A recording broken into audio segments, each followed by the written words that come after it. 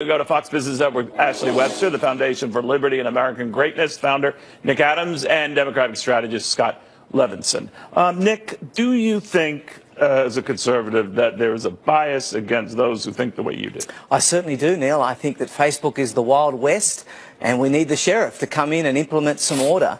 I have the great privilege... Wait a minute, a conservative is urging the government to get involved and fix something? Well, I think that something needs to be done. I have the great privilege of travelling throughout this country, and every day, Neil, I'm speaking to people all over that tell me that they feel because they have not fully subscribed to left-wing orthodoxy, they haven't knelt at the altar of political correctness, that they're being targeted. And this is not just for politically active people, this is for everyday, ordinary, regular Americans.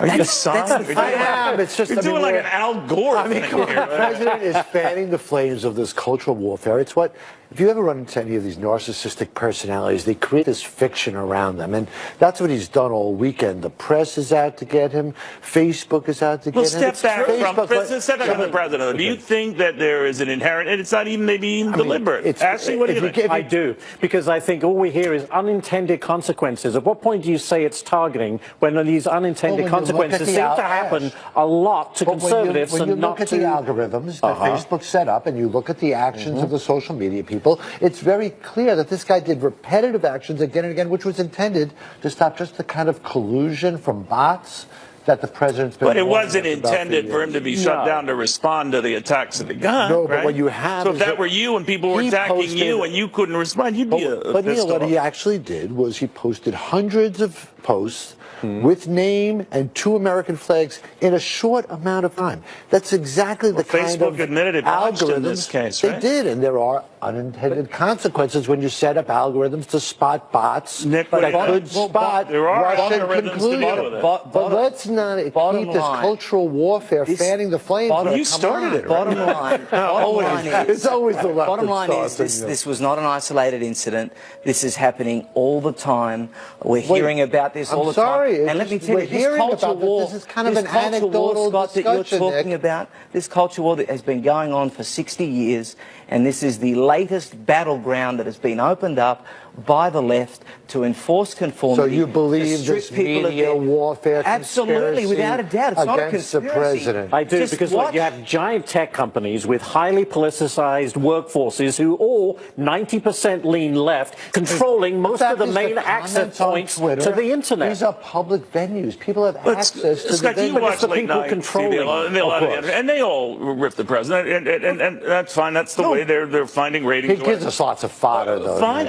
But my point is, you would have to acknowledge that the common theme is bash the right, bash the right. I don't remember late night television when they didn't bash the president. To this extreme? It seems to me. To this extreme. Late night television has always been, well, Johnny Carson's a...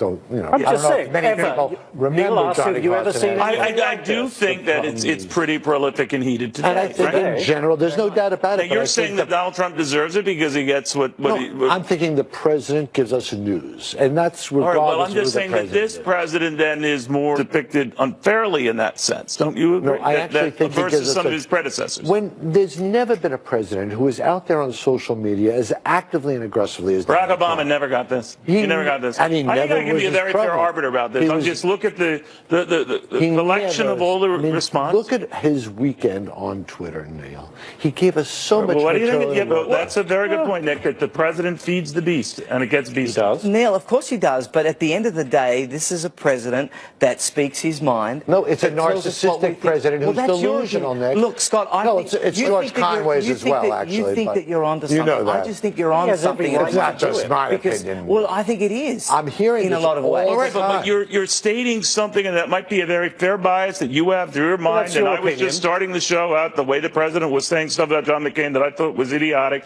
That doesn't mean, though, that he doesn't get more of a fair shake. Let's say for the economy. Of course he does. Look, he uses Twitter as a megaphone to go over the heads of mainstream media and reach his base. And then he complains about it as a medium. So you can't have it both ways. If you want to I've never known a president who has. Seriously, guys, I've never known a president who doesn't have a problem with the media. John Kennedy probably was treated more favorably by the media than anyone. Always railed against the media. Can you imagine Kennedy in today's environment? I'm just saying that if there were to be a Democratic president, the proportion of negative stories would not be this high. Absolutely not, without a doubt. This president does not get a fair shake of the sauce bottle. There is no way in the world. It's in his interest to fan the flames of cultural warfare. What if he did? What if he took that back and said, I want to make amends, I want to get people like Scott liking me again? I think he could apologize to the McCain family as a start. All right, and if he did, would you be complimentary of that? I would definitely be impressed that he apologized to the McCain family. Absolutely. Scott, be honest. All right, that'll do it here.